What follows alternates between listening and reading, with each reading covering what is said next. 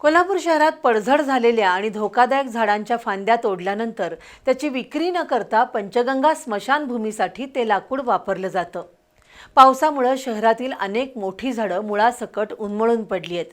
शिवाय धोकादायक झाडं आणि फांद्यांची छाटणी करण्यात आली आहे। ही सर्व लाकडं स्मशानभूमीच्या रस्त्याच्या कडेला टाकलेली आहेत।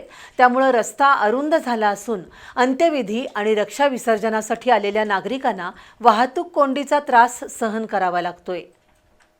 कोल्हापूर महानगरपालिकेच्या 4 स्मशानभूमी आहेत। या ठिकाणी मृतदेहांवर मोफत अंत्यसंस्कार केले जातात। त्यासाठी लाकूड आणि शेणींचा वापर केला जातो। सुमारे 30 लाख शेणी दरवर्षी विकत घेतल्या जातात। कोल्हापूर शहरात पडझड झालेली तसंच धोकादायक झाडं आणि त्यांच्या तोडलेल्या फांद्यांची लाकडं स्मशानभूमीसाठी वापरली जातात।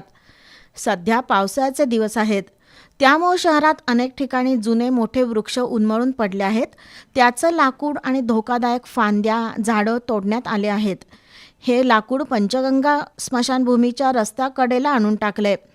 पंचगंगा स्मशानभूमीत लाकूड साठवून ठेवायला जागा नसल्यानं स्मशानभूमीच्या मार्गावर उघड्यावर लाकडं टाकली आहेत। त्यामुळे स्मशानभूमीतील रस्त्यांची रुंदी कमी झाली आहे।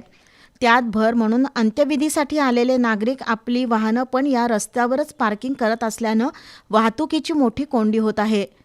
महानगरपालिकेनं अंत्यविधीसाठी लागणाऱ्या लाकडांसाठी महापालिकेच्या एखाद्या मोकळ्या जागेत शेड मारावं। त्या ठिकाणी शहरातील लाकडं आणून टाकावीत आणि लागेल तशी लाकडं स्मशानभूमीला पुरवली तर स्मशानभूमीत वाहतुकीची कोंडी होणार नाही। त्यासाठी महापालिका प्रशासनानं प्रयत्न करणं गरजेचं आहे।